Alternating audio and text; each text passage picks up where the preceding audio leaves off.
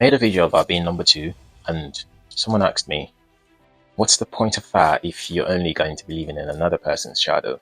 I thought about it and I smiled because that question suggested that light only belongs to those who stand at the front. But here's what I've learned. Everyone in life has a calling. Everyone. But not everyone is charged with the responsibility of pioneering a move. Purpose is not always the person at the front. It's not always the name on the banner.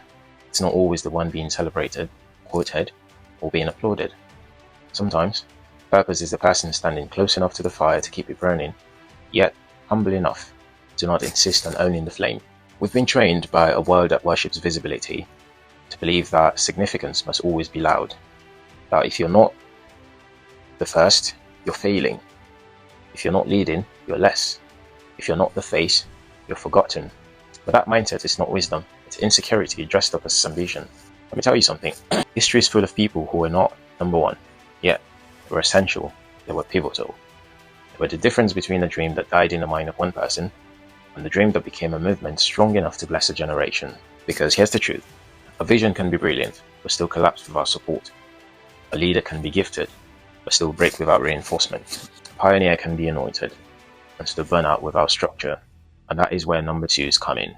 Number two is not a backup plan. Number two is not a lesser calling. Number two is not almost. Number two is alignment. Number two is strength under control. Number two is greatness with discipline. Number two is someone who is secure enough to build what they may never be credited for because they understand the impact is bigger than the attention. There are people who were born to carry the blueprint, and there are people who were born to carry the bricks. The blueprint matters, but the bricks matter too.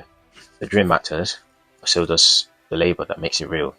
The vision matters, but so does the person who protects it, sharpens it, funds it, organizes it, sustains it, and stands beside it when it's still fragile. Some people are born with the responsibility of pushing another person's vision. This is where such people function at their best. Not because they're small, but because their strength is specialized. They don't need to be the headline to be heavy. They don't need to be the face to be foundational. They don't need to be the voice to be vital. And to the question, why leaving someone else's shadow? Let me elevate the conversation. Not every shadow is a prison. Sometimes a shadow is proof that something tall is standing near you. Sometimes a shadow is a place of covering. Sometimes a shadow is somewhere you learn. Sometimes a shadow is where you prepare. And sometimes a shadow is not casting over you, it's casting behind you, because the light in front is guiding you both. Being number two isn't shrinking. It's about serving with skill. It's about being invisible. It's about being indispensable. It's not about losing yourself. It's about finding your role in something larger than yourself. Because a generation is not shaped by one person alone. A nation is not transformed by one voice alone. A revolution is not built by one set of hands. Movements are carried by teams. Legacies are sustained by systems. Breakthroughs are protected by people who understand the work must outlive the worker. And let's be honest, not everybody can handle being number one. Not everybody can handle the pressure, the loneliness, the constant decision making, the public scrutiny, and the weight of leadership. Some people chase the fronts because they want the glory, but never consider the cost. They want the crown, but not the bleeding. They want the title, but not the responsibility. And on the other hand, not everybody can handle being number two either, because number two requires something rare, purity of heart. It requires you to be free from the addiction of applause, free from the constant need to be seen, free from measuring your worth by how many people know your name. It requires loyalty, not the kind that is blind, but the kind that is strong. It requires humility, not the kind that's timid, but the kind that's mature.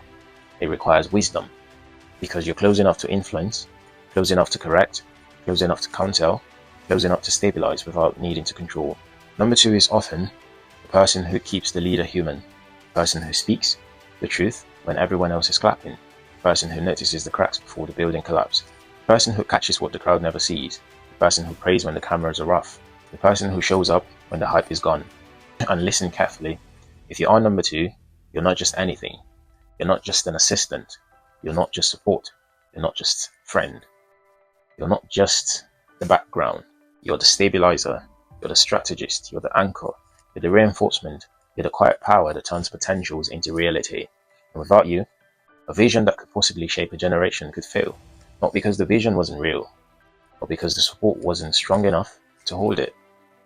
And maybe, just maybe, Your calling is not to be the one who starts the fire, but maybe your calling is to be the one who keeps it burning through the wind and the rain. Maybe your calling is to make sure the flame doesn't die when the crowd goes home.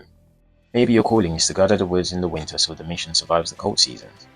Maybe your calling is to stand guard at the gates of a dream until it becomes big enough to stand on its own. That is not small work. That is sacred work.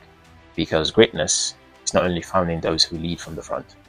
Greatness is found in those who understand the assignment and carry it with honor. If you are number 2, don't let a shadow culture shame you out of your purpose. Don't let noisy people make you feel like you're behind. Don't let pride convince you that contribution is inferior to credit. You're not living in someone else's shadow. You're standing at your place. You're walking in your lane. You're functioning at your best. And when the story is told correctly, it will be clear that the dream did not succeed because one person was gifted. It succeeded because others were committed. And one day, you'd realize that being number 2 is not being less. It's being trusted. It's being chosen. It's being positioned. And if your hands help build something that blesses a generation, then your life was never in the shadows. It was deep in the foundation.